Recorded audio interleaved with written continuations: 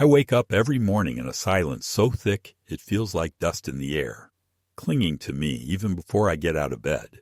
My house is not large, just a single-story place built in the 70s, the kind of home couples bought when they were young and hopeful, when every corner promised a future that stretched endlessly ahead. Back then, I painted the siding myself, planted a row of small maple trees in the front yard, and promised my wife we would grow old here together, surrounded by neighbors, children, grandchildren, and eventually the peace of routine. For many years, that promise felt real. Every morning, I would hear my wife moving in the kitchen before I even opened my eyes. The soft rattle of pans, the gurgle of the coffee maker, the faint hum of her humming some hymn she had loved since childhood, it all made life feel warm and secure. Now there is nothing but the uneven ticking of the clock on the wall, a gift we received at our wedding nearly half a century ago, and the creak of the floorboards under my own tired steps. I am 76 years old, and though the number shocks me when I say it out loud, my body reminds me of it constantly. The knees ache with every movement, the eyesight has blurred around the edges, and my breath shortens if I walk more than a few blocks. Yet in my mind, I still feel younger, still remember what it was like to be strong, to drive my wife to the lake for Sunday picnics, to carry heavy boxes without a second thought, to dance with her in the living room when we thought no one was looking. Now strength is a memory, and dependence is the reality. When my wife died 2 years ago, the rhythm of my days collapsed into an endless repetition of small rituals that I cling to because they are all I have left. I make my own coffee, though it never tastes like hers, no matter how carefully I measure the grounds. And I sit at the kitchen table with a newspaper I can barely read without glasses, pretending for a moment that she might appear in the doorway. Smiling, alive. Her grave is only 15 miles away, on the far side of town, in a cemetery lined with old oaks that shade the stones like guardians. I used to drive there every week without fail, cleaning the headstone, laying fresh flowers, sometimes just sitting on the bench near her name, carved in granite, and talking out loud as if she were still sitting beside me. But last year I surrendered my driver's license after failing the vision test, and the freedom I had taken for granted vanished with a single sheet of paper stamped by the Department of Motor Vehicles. Now I depend on others for rides, a dependence that feels humiliating in ways I never expected. Asking for help from strangers is one thing, but asking my own daughter has become the most painful of all. My daughter, Claire, lives only 10 minutes away with her husband, Raymond. They are comfortable, middle class, always rushing from one obligation to another. And though their house is twice the size of mine, it feels colder every time I visit.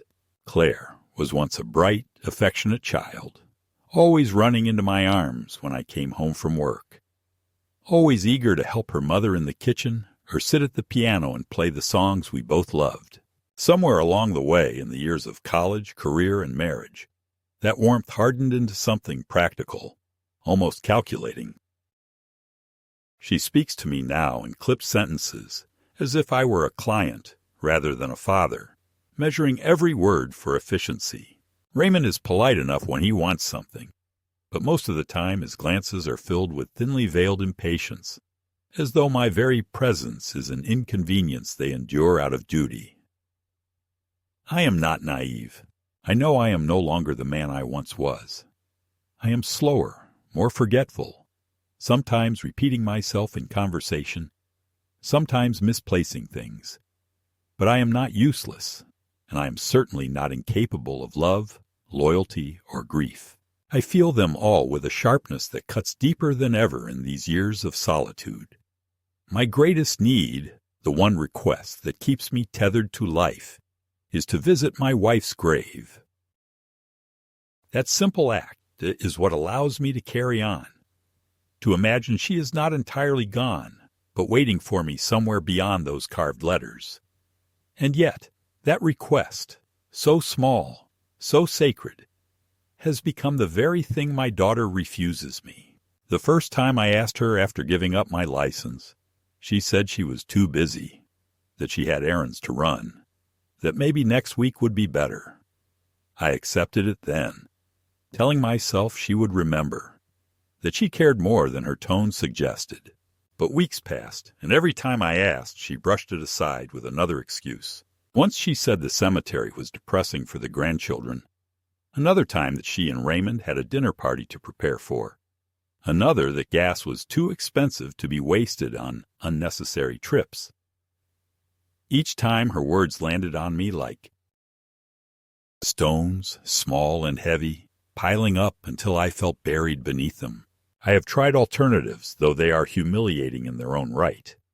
I once called a taxi company, only to be told the round trip would cost more than I could comfortably spend on my pension.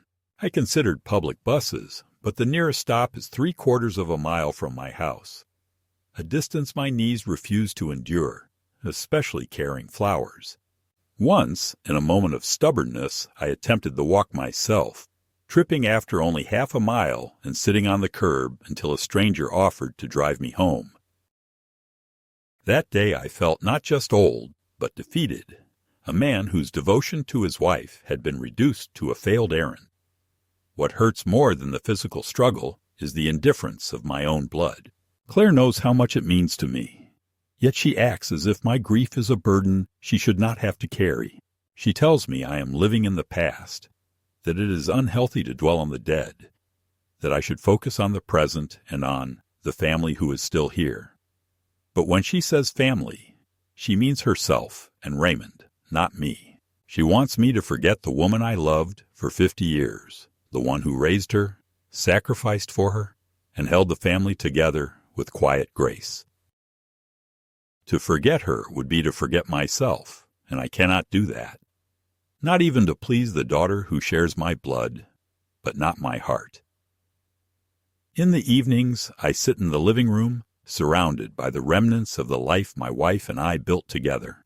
Her photographs still hang on the walls. The one of our wedding day where her smile could light up a room. The picture of her holding Claire as a newborn. The candid shot of her laughing at a summer picnic while her hair blew wildly in the wind. I keep her chair by the fireplace exactly as it was, a small indentation in the cushion where she used to sit with her knitting. Sometimes I catch myself turning toward it, ready to speak, before the reality strikes again. The silence that follows is unbearable, but I force myself to sit with it, to let the grief wash over me like a tide that never retreats fully. When neighbors see me on the porch, they wave politely, sometimes asking how I'm doing.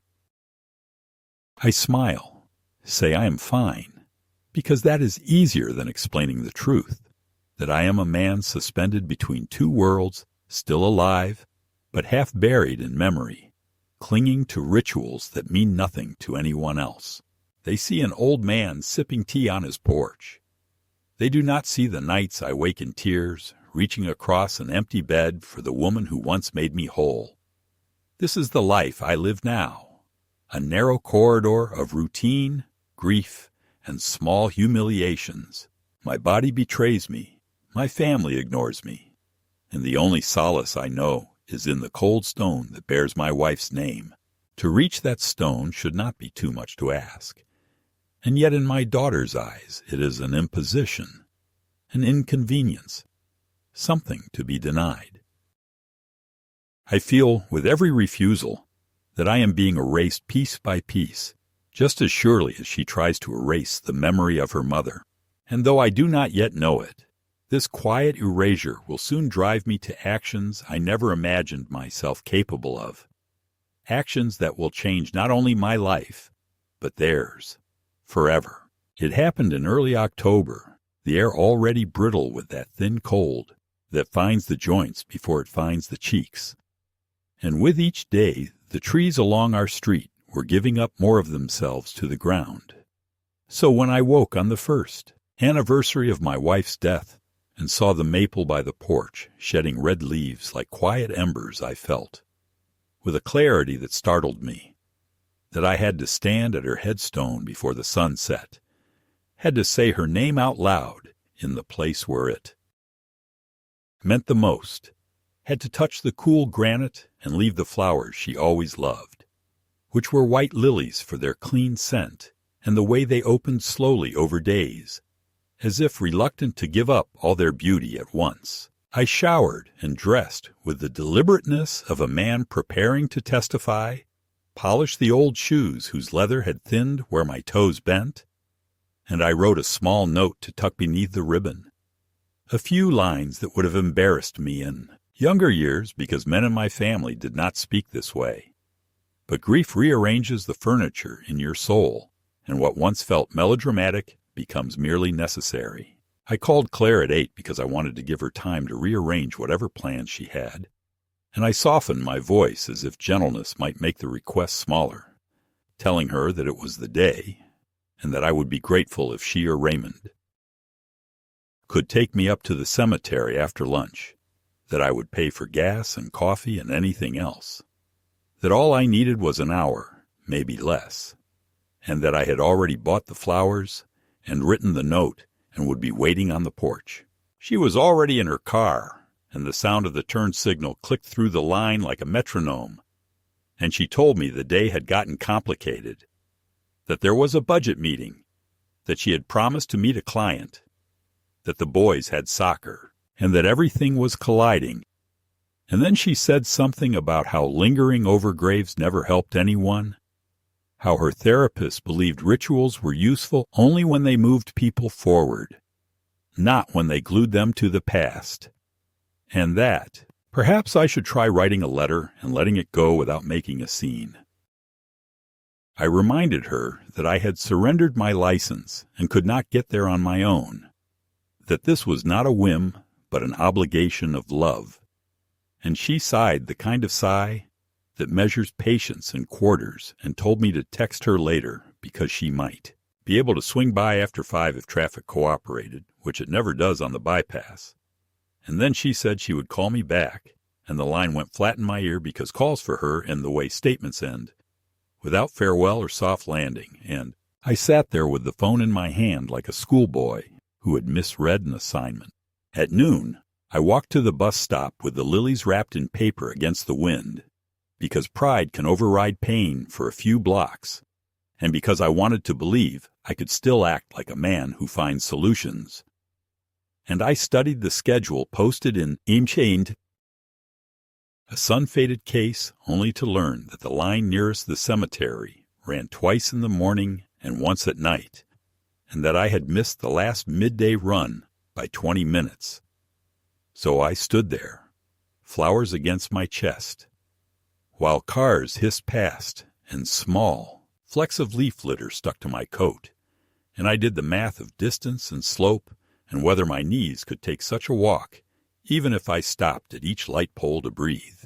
A young man in a grocery store apron recognized the situation without needing the details and asked where I was headed, and when I answered, he offered to order me a rideshare from his phone. But as we watched the screen together, the fare climbed with each minute and the map pulsed with demand. Surcharges I could not justify. And I said no, thank you, and he hovered with the kind of thoughtful concern strangers allow themselves. Then he returned to his job, after extracting from me a promise to sit on the bench and rest before trying anything foolish. I sent Claire a message that I was at the stop and that the bus schedule would not cooperate, that I could meet her anywhere if she preferred a different route, that I would keep the flowers fresh with water when I arrived, and I added a small heart at the end, because I wanted to be the father who is not a problem to solve, but a person to be considered. She did not answer the text, but a few minutes later I received a short thread of blue bubbles that gathered like hailstones. Please don't wander. It's not safe. We'll figure another day. Today is not good.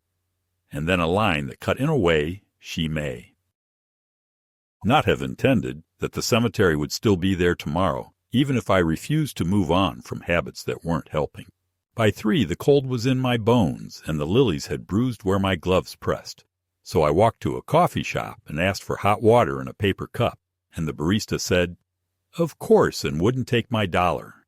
and I sat near the window with the flowers propped in that improvised vase, watching the afternoon slip toward evening while my phone lay motionless on the table. And I remembered the last time my wife and I had been there together, splitting a cinnamon roll. Her laughing at the sugar that dusted my lip like snow and swiping it with her thumb.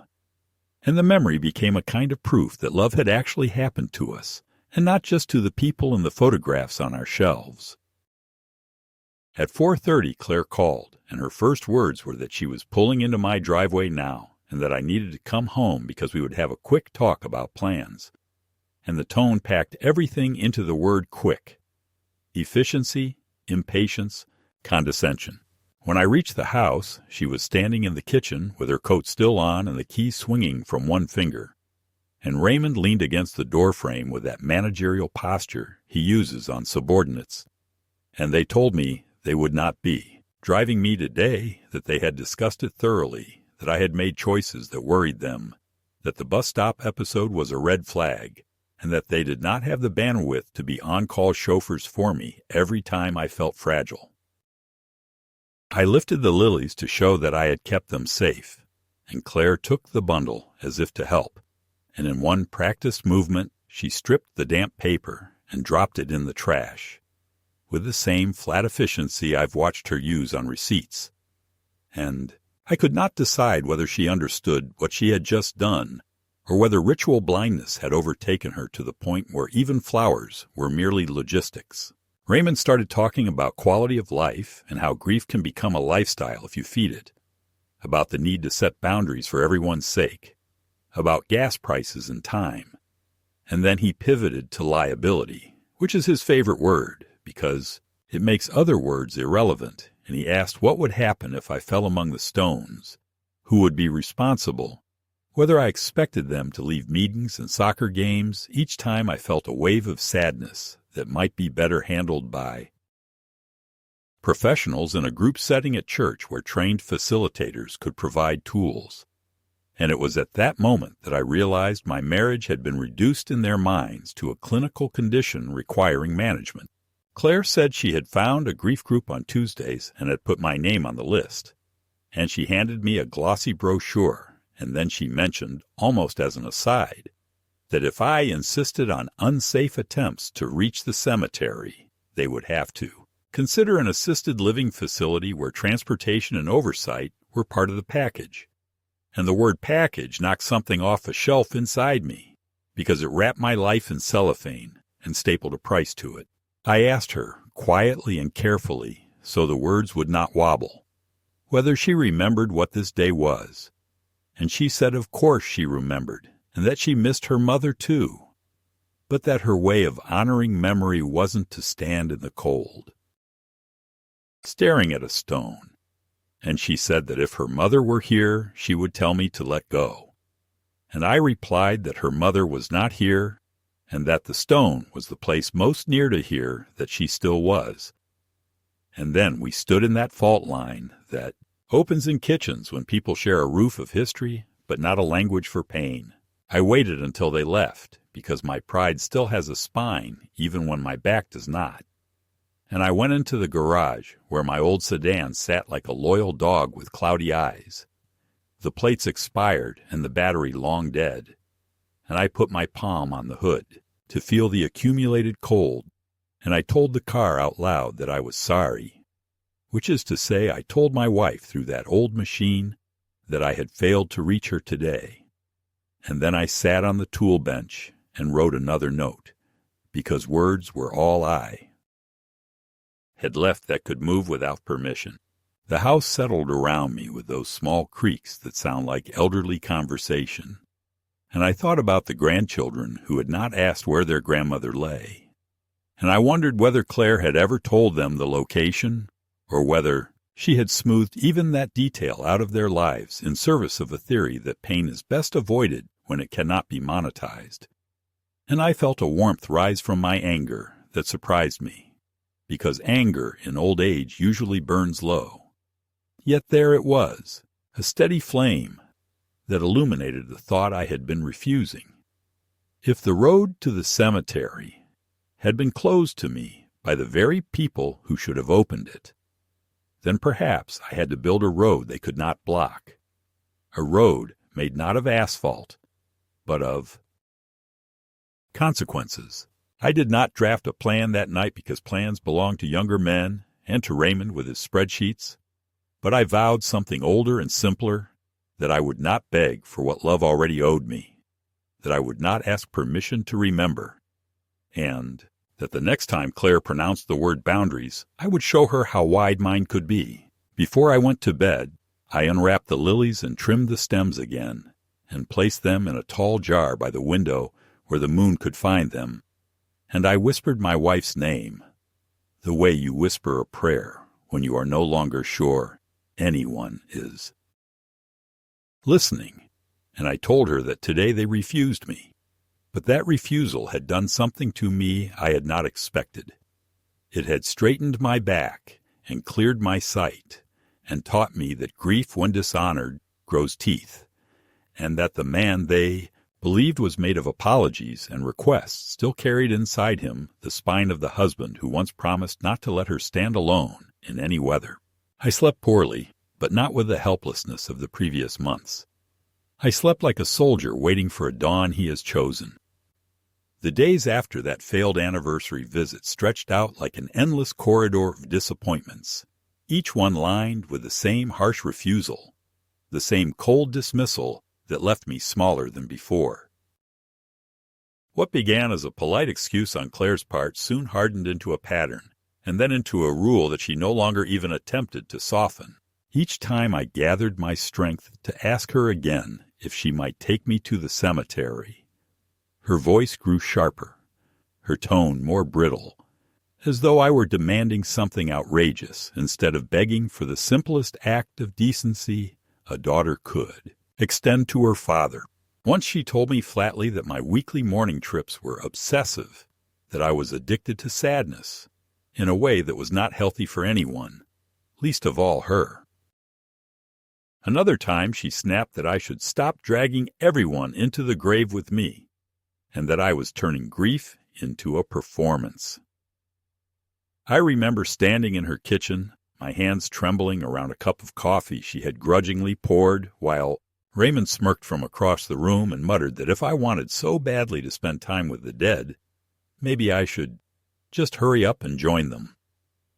He laughed at his own cruelty, and though Claire gave him a look that was meant to be reproach, she did not contradict him. That evening, when I returned to my lonely house, I sat in the armchair staring at the worn carpet, repeating his words to myself until they etched into my skin like burns. Better off buried. That was how my son-in-law saw me, and in Claire's silence I heard a kind of agreement, the assent of someone who no longer recognized the man who had raised her as anything but a burden to be managed, or, at best, tolerated. The lilies I had bought for my wife had already wilted in their jar, the petals bruised and curling at the edges, and I could not bring myself to throw them away, because they seemed to mirror my own decline too perfectly. I kept them until they collapsed into brown mush, and then I buried them in the garden with a kind of reverence, whispering that at least they would find the soil again, while I remained suspended above ground, unwanted, out of place. The humiliations did not stop with refusals. There were the small daily reminders that my presence in their lives was not just unwanted, but inconvenient. When I tried to call Claire in the evenings, the calls went unanswered, and on the rare occasions when she picked up, her tone was rushed, clipped, and laced with impatience, as though she were speaking to a telemarketer.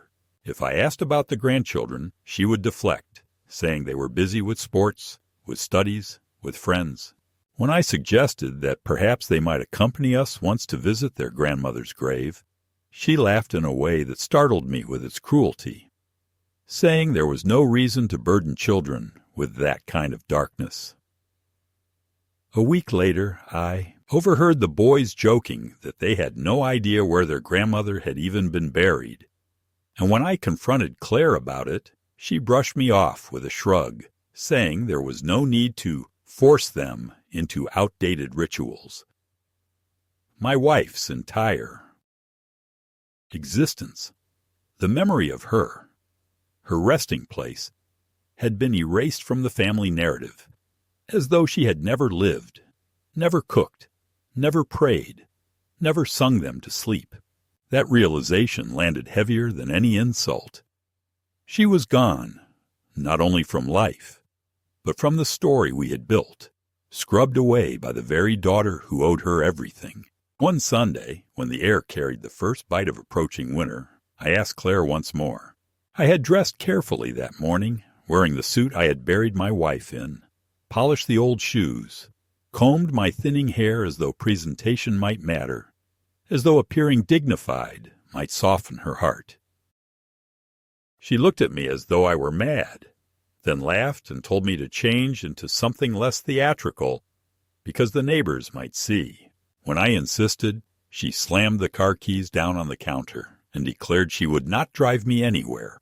Not then, not ever again. Raymond, leaning lazily in the doorway, added, "Good, because I'm tired of chauffeuring a ghost." His eyes met mine, in a way that dared me to object, dared me to push back, as though he wanted a fight.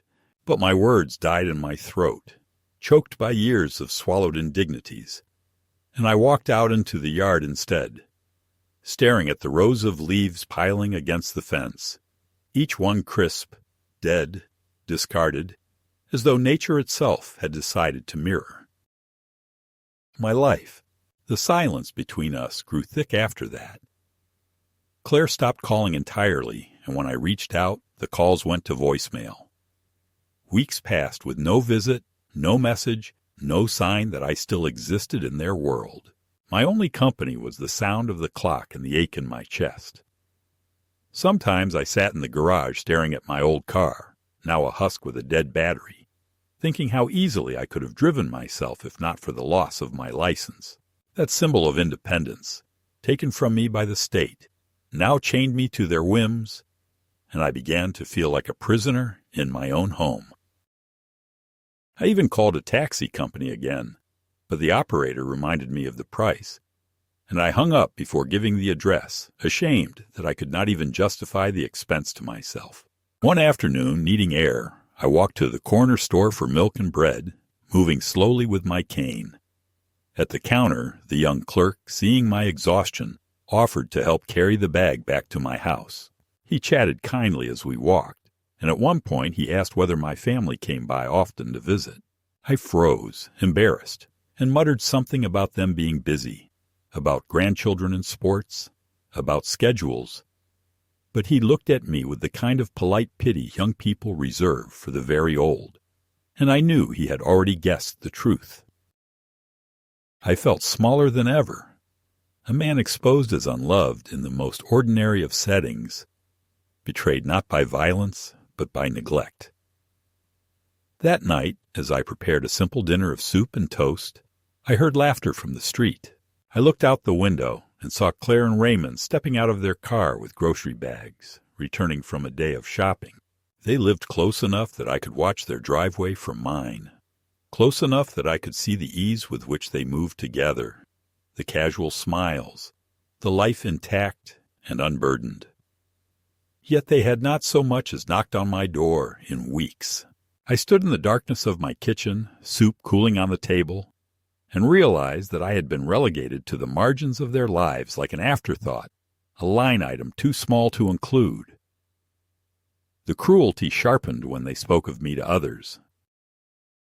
Once at church, I overheard Raymond joking to another man about how the old man spends his days crying at stones, and how he and Claire were doing their best to keep him from embarrassing himself in public. They laughed together, as if my devotion to my wife's memory were nothing but a weakness to be mocked.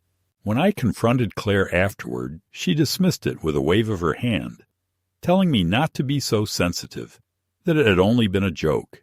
But her eyes betrayed a flicker of annoyance, as though even my hurt feelings were another inconvenience added to her plate. Each slight might have been survivable on its own, but together they built into something heavier, something I could not shake off. It was not just neglect, it was erasure. a systematic sanding down of who I was and who my wife had been, until nothing remained but the outline of a man to be dismissed. And as the weeks turned into months, I began to realize that their refusals were not temporary, not momentary lapses of kindness, but a deliberate boundary they intended to enforce forever. I would not be driven to the cemetery again. I would not be granted that sacred act of mourning. My wife's resting place had been turned into forbidden ground, and by extension, so had the memory of our life together. In those moments of clarity, a new feeling began to stir beneath the grief. It was not the resigned sadness of a widower, but something darker, steadier, more dangerous. Anger. Anger at Claire for choosing convenience over love, at Raymond for spitting his disdain so openly, at myself for having raised a daughter who could discard her own mother's memory so easily. That anger began to grow roots, and though I did not yet know what it would become, I felt for the first time in many months that my story was not over. Something inside me had shifted. They had taken from me the dignity of mourning, but in doing so, they had awakened something I thought had long since died, the will to act, not with pleas or requests, but with consequences. The breaking point arrived not in a thunderclap of drama, but in the quiet discovery of something so cruelly mundane that it hollowed me out more completely than all the previous refusals combined. One Saturday afternoon, I found myself sitting at Claire's dining table while the grandchildren sprawled on the floor with their electronic devices, their faces lit by the cold glow of screens. When one of them, Jacob, the younger, asked where exactly. His grandmother had been buried because a classmate at school had spoken about visiting his grandfather's grave over the weekend, and Jacob, in that unfiltered way children possess, wondered aloud why he had never seen his own grandmother's. His older brother snorted and shrugged, and then, to my horror, said he thought maybe she had been cremated and the ashes scattered somewhere because that was easier. And then both of them laughed lightly and returned to their games as though the question had never mattered. I sat frozen, staring at them, my heart hammering so hard I could barely swallow, because in that instant it became clear that my daughter had never taken the trouble to tell her children the truth, had deliberately concealed the place where their grandmother lay, had chosen to erase that sacred ground from their inheritance. My wife's resting place, the place I had fought to reach, had been reduced to a blank in the minds of the very descendants she had loved, with a patience that had no end. I turned to Claire then, unable to hold back, and asked how it could be that her own sons did not know where their grandmother was buried. She looked at me without shame, her eyes flat, and said she had made the decision years earlier not to tell them, because children did not need to carry the weight of death, because she wanted them to grow up free from what she called morbid attachments, because she believed the healthiest future was one that looked only forward. I felt the words like blows, each syllable an erasure not only of my wife, but of the values we had lived by together, values that taught remembrance as an act of love, not weakness. I told her, my voice shaking but clear, that she had no right to deprive them of their grandmother's memory, no right to choose ignorance for them. She countered that it was her responsibility as a mother to decide what was best, and that if I insisted on contradicting her, then perhaps it would be better if I saw less of the children altogether. The room went quiet then, except for the faint digital sounds of the boys' games. And in that suffocating silence, I realized that my daughter had not only closed the road to the cemetery for me, but had built a wall around her children as well, sealing them off from the woman who had once rocked them in her arms. That night, back in my empty house, I opened the drawer where I kept old letters and documents, and I took out a photograph of my wife holding the newborn Jacob in her arms. her face radiant with love, her eyes filled with the quiet pride of a grandmother who had waited her whole life for that moment. I looked at it for a long time, my chest aching, and I swore to her image that I would not allow this erasure to stand. It was not enough to grieve silently anymore. It was not enough to plead with a daughter who had already decided that her mother's memory was inconvenient. Something had shifted in me that day, something hard and unyielding, a clarity that I had been resisting for months but could resist no longer. I could no longer be merely the old man asking for a ride. I had to become the man who defended his wife's place in the world, even if that defense cost me the last threads of peace with my daughter. It was then that I began to look at my circumstances differently. Instead of seeing only the cage of dependence, I started to see the levers still left in my hands, the quiet powers I had almost forgotten. I remembered that part of their house had been purchased with money I had given years ago, when Raymond's business had nearly collapsed and Claire had wept on the phone, begging for help.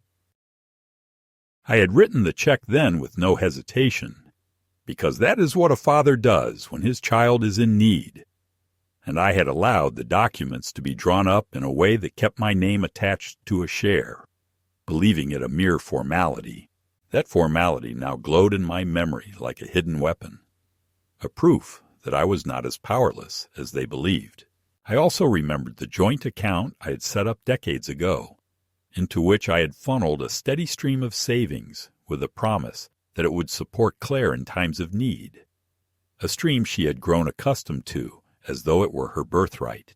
I had stopped paying attention to it in recent years, trusting her to manage it, but when I requested the statements, I discovered she and Raymond had been using it as if it were their own personal treasury. The betrayal pressed down on me, but it also opened my eyes. They depended on me far more than they wanted me to realize. The cemetery had been denied me, but knowledge had been returned, and knowledge is often the beginning of power. I began to imagine what it would mean to withdraw my hand from their comforts, to let them feel the absence of my contributions, to force them to recognize that the man they mocked and dismissed was the very man who had kept them afloat more times than they could count. And as that thought settled into me, as it grew roots alongside the anger that had already been planted, I felt something I had not felt in years, a rising strength, a conviction that I was not finished, that I still had the capacity to shape the future. The quiet widower, ignored and humiliated, could still become the architect of a reckoning. I went to bed that night with a strange calm, the photograph of my wife resting on the table beside me, and I whispered to her that though they had tried to erase her, I would carve her memory into the very walls of their lives, that they would not be allowed to forget, that if they would not carry her in love, then they would carry her in consequence. For the first time in many months I slept without dreams, because I no longer needed them. I had seen, with painful clarity, that the road ahead was not about begging, but about building, and that the man they believed to be helpless was about to show them just how much he could still take away. I woke the next morning with a steadiness I had not felt since before the hospital. Corridor swallowed my wife and gave her back to me as a silence, and I began, slowly and methodically, to gather every thread of my life that I had handed to Claire and Raymond, as if to trusted stewards, because it had dawned on me that stewardship was not what they had chosen. They had chosen control dressed as concern, and expedience dressed as love, and it was time to unchoose them. The first errand was to the county recorder's office, that unfashionable corner of government where lives are reduced to parcels, signatures, stamps, and the kind of ink that outlives sentiment. And there, under the fluorescent lights that make no allowance for nostalgia, I asked for copies of any recorded interest with my name, and the clerk, kind in the way of people who have watched families crumble across countertops like this one, produced a folder that told a story more plainly than any argument we had ever had around Claire's kitchen table. My name was indeed on their deed, not as a courtesy, but as an owner.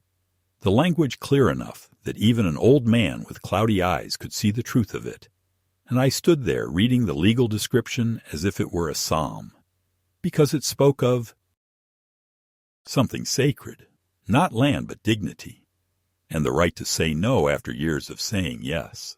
I took that folder to an attorney whose name the pastor's wife pressed into my palm after a service where I had not been able to sing a note.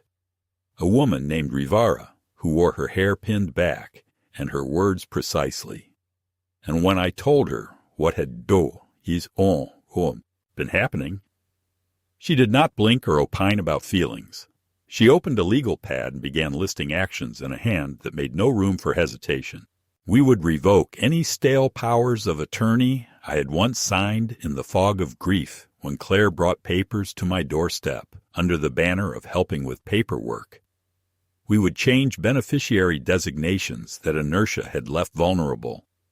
We would place a standstill notice with the title company to block any attempt at encumbrance without my consent.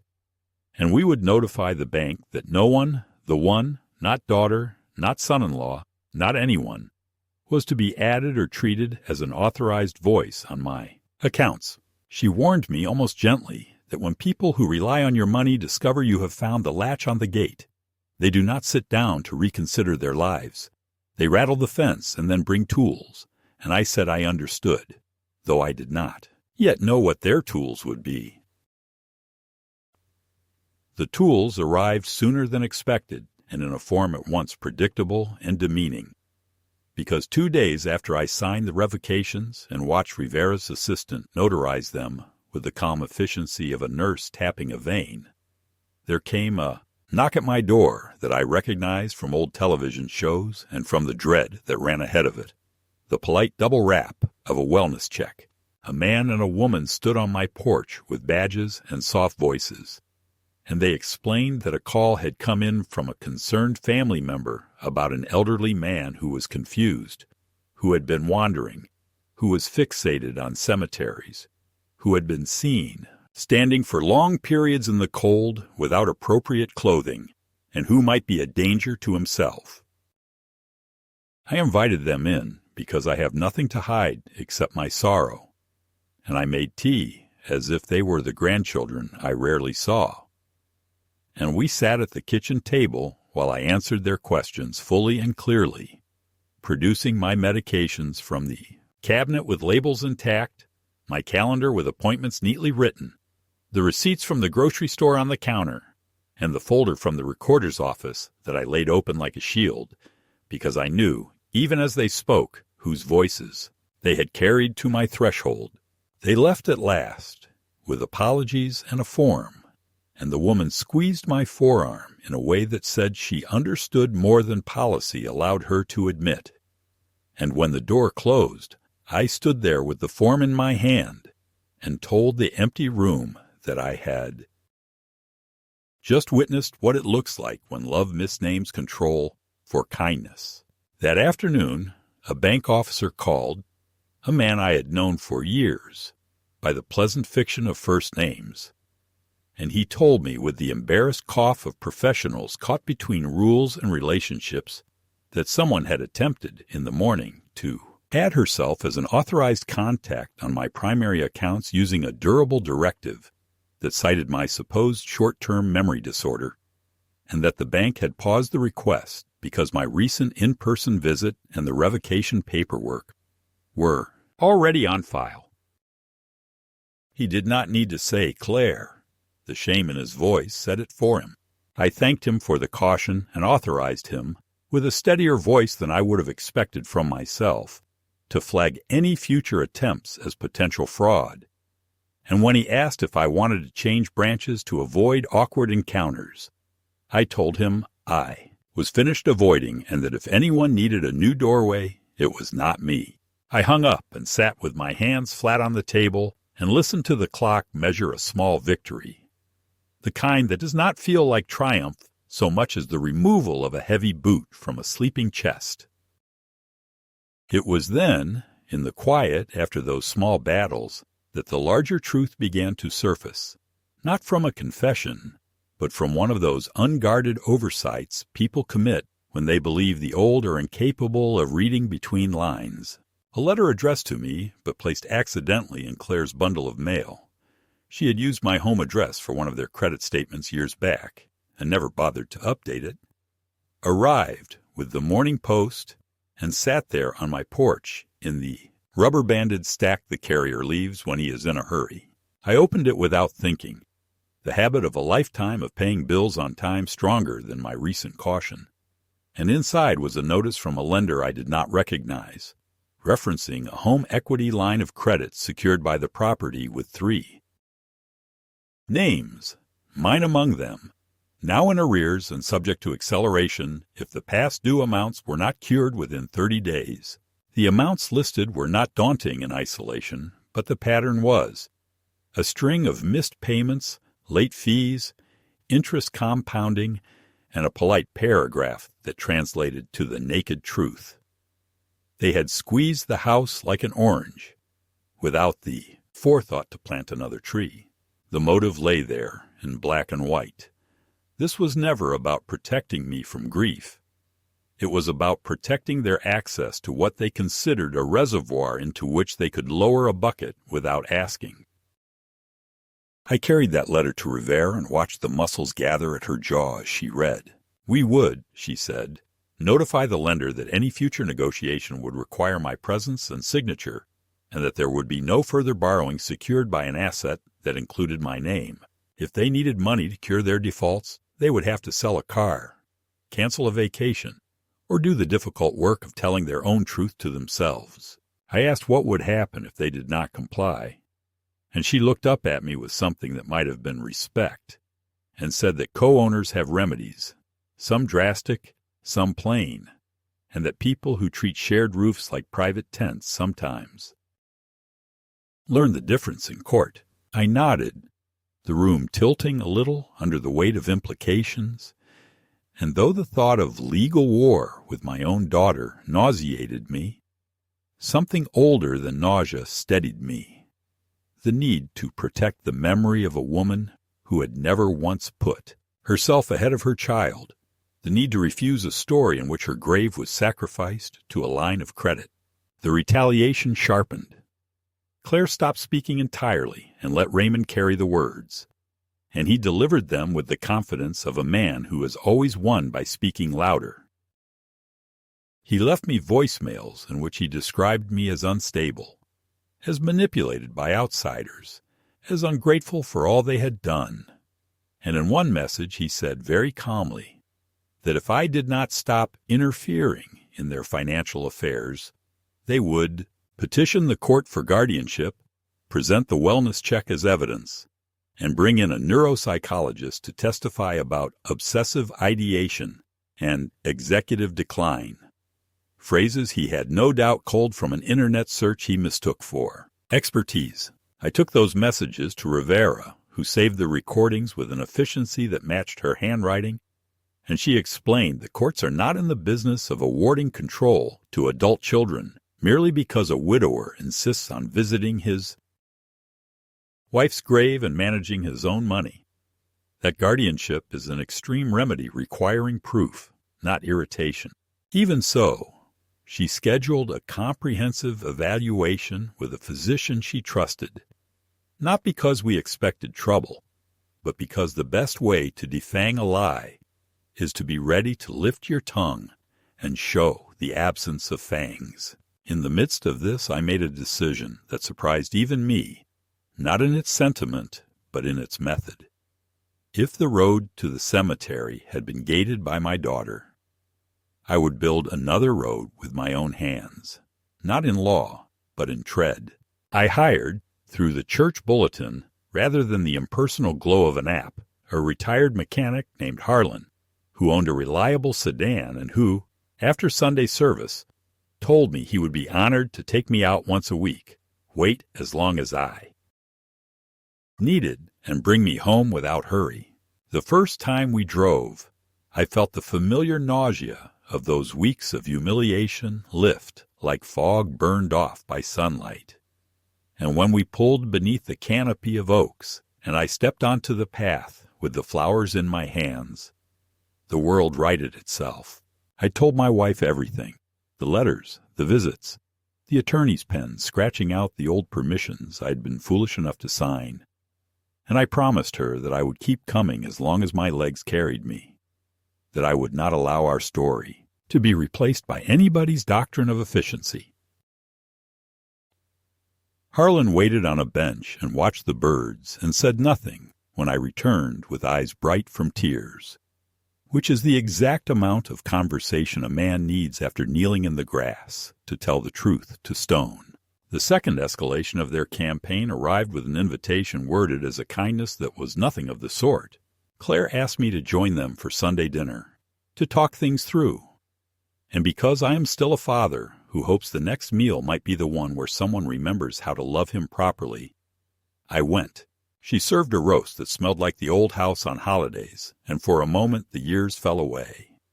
And then Raymond set a folder on the table beside the mashed potatoes and opened it to reveal a typed agreement in which I would assign to them the management of my daily living needs, which sounded benign until you read the parts, where I would also provide them with access to my accounts for the purposes of efficiency, and I would consent to move into an assisted living complex they had already toured on my behalf, a place with cheerful flyers and a shuttle that, the brochure promised, made weekly trips to scenic locations. I asked whether the cemetery counted as scenic, and Claire sighed.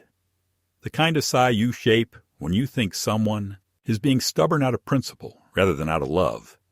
And she said we had to be realistic, that this arrangement would prevent incidents, that I could not keep making unilateral decisions that affected the family. I told her, without raising my voice, that this family had been making unilateral decisions that affected me for years, and that the effect had been to cancel my wife's existence one car ride at a time.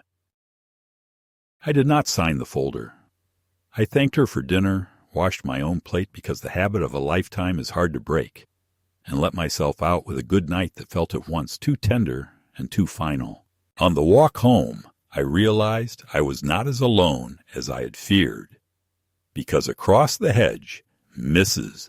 Bell, who has seen entire neighborhoods rise and sag, called my name softly and asked me to wait. And when she reached the fence, she pressed my hand and told me not to doubt what I knew, that she had heard too much through thin summer air to be fooled by new winter manners, that love does not speak with the voice of a billing department. And she said, if I ever needed a ride, she could call her nephew, who drives nights and owes her favors. I thanked her and felt my heart loosen a notch, because the world still contains people who see without paperwork and decide without signatures. The next week brought the results of the evaluation Rivera had arranged, a thick report that took me back to the days when performance reviews arrived in manila envelopes, except this one examined the machinery of my mind rather than my bookkeeping. I read it in the attorney's office with relief so intense it felt like pain. Scores within age expectations, no evidence of dementia, insight intact, judgment preserved, grief appropriate to circumstances, and a line that made me sit up straighter, that my insistence on visiting my wife's grave represented a culturally normative mourning practice that should be supported rather than pathologized. Rivera smiled for the first time since we met and said this would make any petition for control not just difficult, but embarrassing. And she asked whether I still wanted to proceed with the other actions we had discussed. And I said yes, because documentation heals nothing if behavior remains. We moved to freeze the joint account, to redirect all statements to a post office box only I could access, to place a fraud alert with the credit bureaus, and to retain a real estate broker not to sell immediately, which is a climax for another day, but to prepare the ground. Because sometimes the knowledge that a door can be opened changes the conversation in a house where someone has been leaning on it from the other side. It was at the end of that long month when the fights had become quiet and the silences louder, that Claire sent a final message, a text composed in the careful legalese she had learned by osmosis from Raymond, saying that if I continued to weaponize my ownership interests and withhold support, I would leave them no choice but to restructure the family relationship in a way that protected their household from emotional volatility, which is a lot of syllables to say we will stop pretending to be your children if you stop pretending to be our wallet. I sat on the edge of my bed and read it again. And then I set the phone down and looked at the framed photograph on the dresser where my wife's smile still makes a promise to me that I am trying belatedly to keep. I whispered to her that the storm was gathering and that I did not know yet whether it would break over my head or theirs, only that I could no longer lie down and call the thunder kindness. And although my knees ached and my breath shortened on the stairs, I felt stronger than I had any right to feel, because I had remembered something the young forget and the middle-aged despise, that a man who has already lost the love of his life cannot be frightened by the loss of people who abandoned him while he was still breathing. The confrontation I had long avoided came to me not in the privacy of their home, nor in the polite confines of an attorney's office, but in the raw light of a public place where strangers' eyes served as witnesses to the unraveling of what little pretense of family we still carried.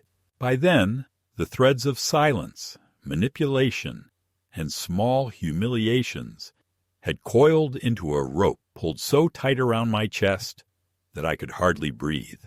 And I knew that if I did not speak then, if I did not stand upright in my own truth, I would disappear into the role they had written for me.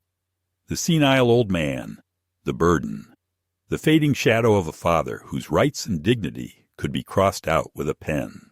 They came to me furious, faces taut with betrayal of their own making, accusing me of things I had done openly and lawfully, as though justice itself were an act of treachery. Claire's voice trembled, not with sorrow, but with rage as she hurled at me the accusation that I had destroyed the family, that by cutting the money flow, by refusing their terms, by asserting rights they never believed I would claim, I had condemned them. Raymond, always smirking from behind his wife, chose that moment to bear his contempt more nakedly than ever, calling me a parasite who lived too long, who clung to memories instead of progress, who had chosen graves over grandchildren. The words stung, but not in the way they expected.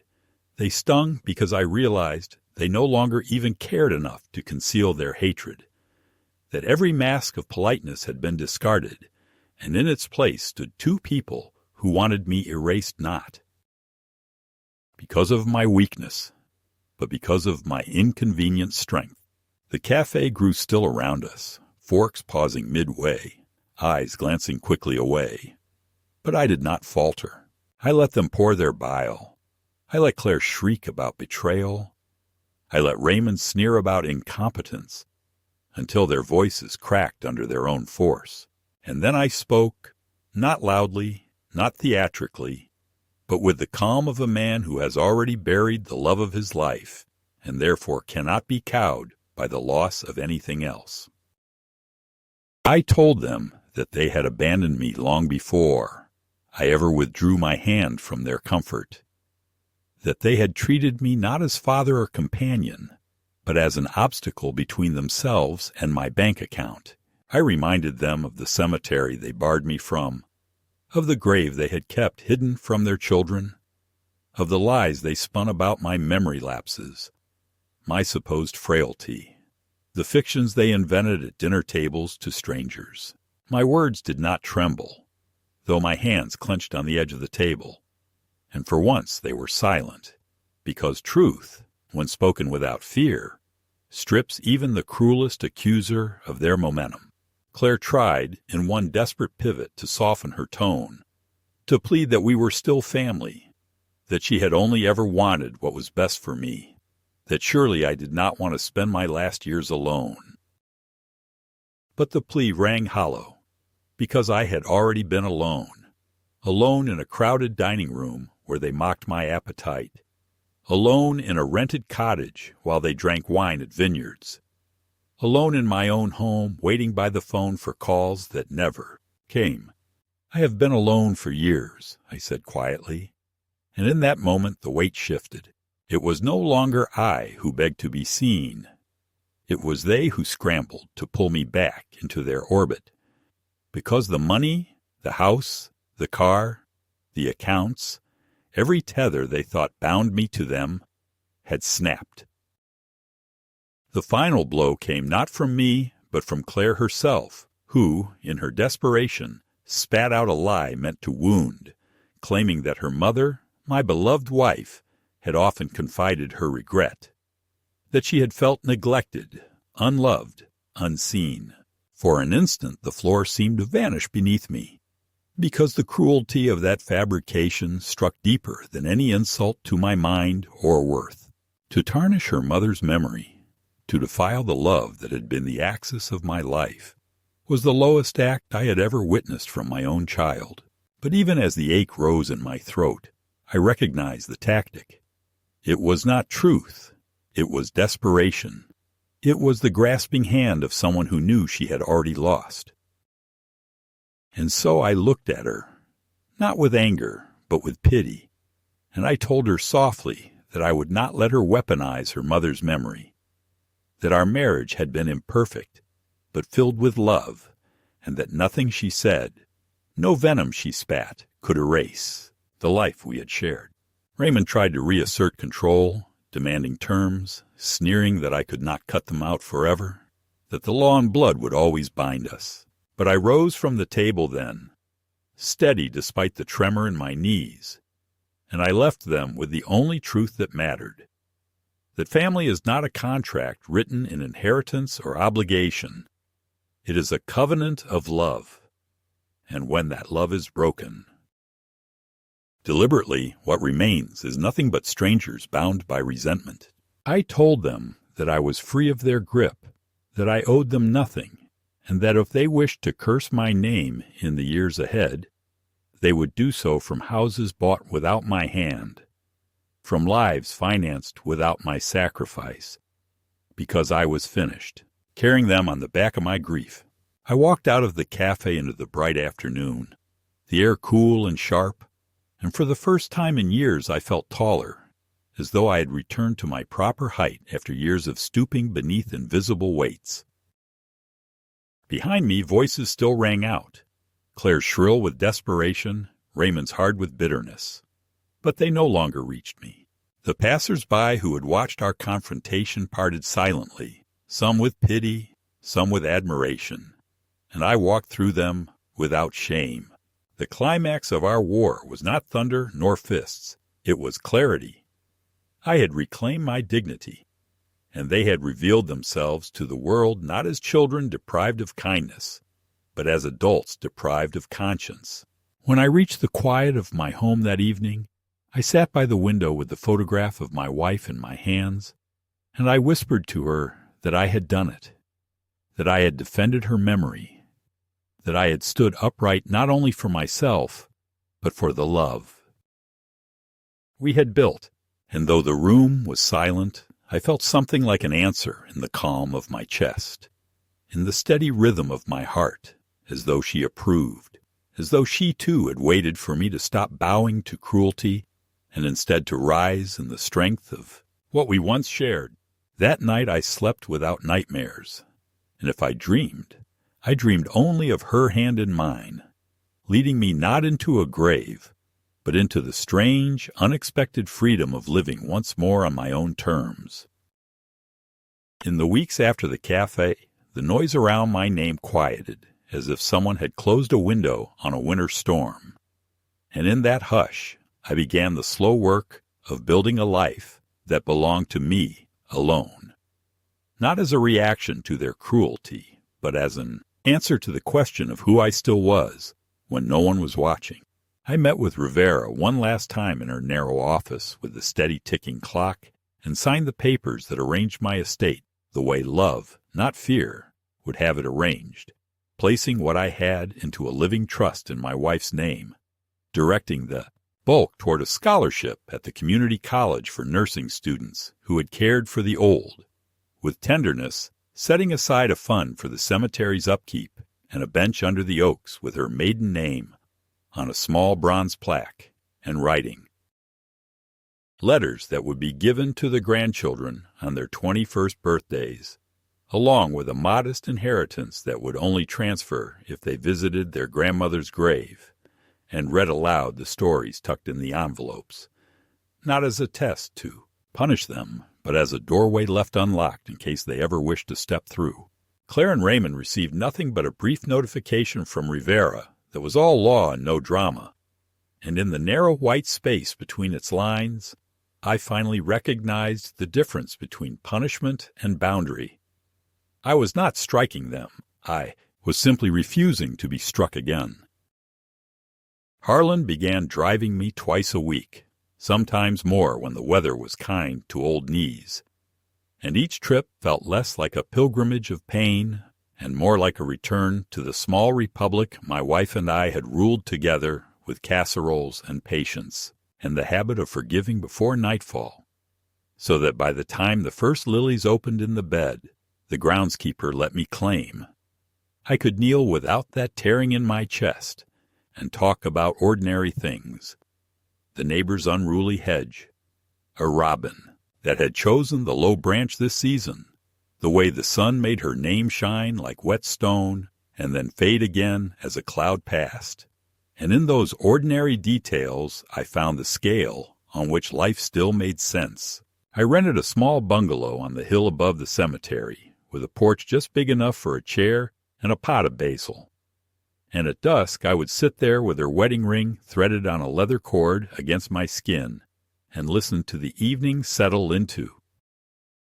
The trees and the quiet that once scared me began to feel like company, as if she had moved from rooms and appliances into the gentle choreography of air and light. Sometimes I saw Claire's car idle at the bottom of the street and then pull away.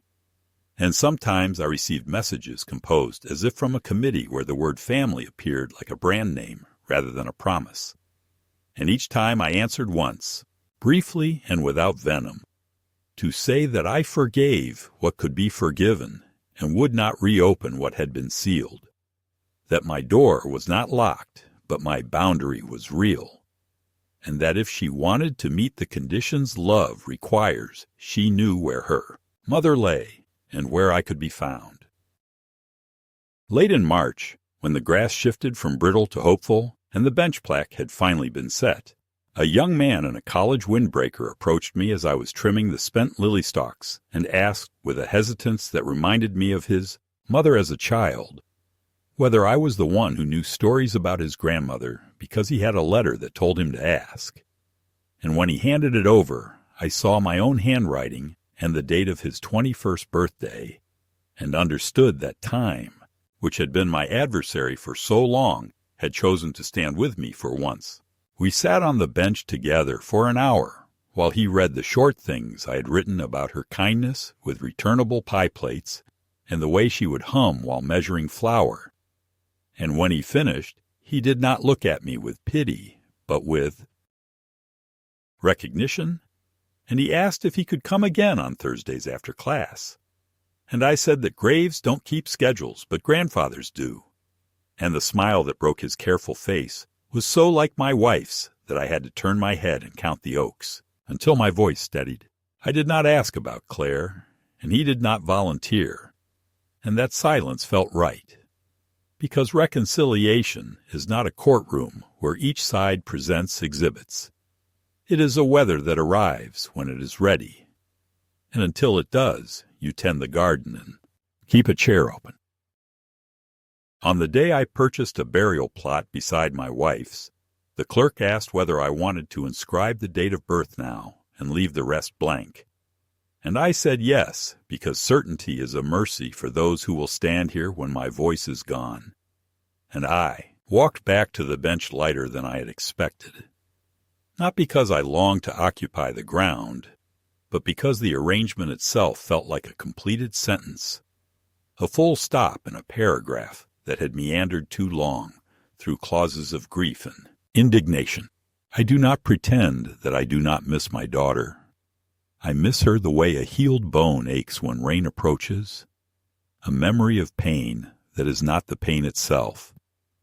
And on some evenings I speak her name the way I speak our granddaughters and grandsons, gently and without accusation, and I let the wind carry it down the hill toward town, trusting that if it lands anywhere useful it will do so without my instruction. What I know is this: the road I begged them to drive me has been made by my own two hands, and the hands of people who owed me nothing and gave me kindness anyway. And in learning to walk it, I have grown back into the man my wife knew, not young, not unbroken but standing. When I leave the cemetery, I no longer look over my shoulder as if chased. I look ahead to the small porch and the basil and the kettle that will sing in its own time, and I allow myself the rare luxury of believing that justice can arrive without. Applause and that forgiveness can be true, even when distance remains, because the life I now inhabit is not a stage but a garden, and gardens are built on a patience that feels like prayer. If Claire should one day climb the hill and sit without a folder of conditions and a mouthful of arguments, I will make us tea, and we will walk the lanes, and I will tell her where I buried the first lilies, and how the robins choose their branches. And if she does not, if the years go by, and I learn her news from the same wind that found me in the worst hours, then still the bench will weather, and the plaque will green, and my wife's name will keep on catching sunlight between the leaves, and that will be enough. I was denied a ride to the cemetery, but I learned to steer the rest of my days, and in that quiet steering I found not victory but peace, the only inheritance worth defending and the only story worth leaving behind.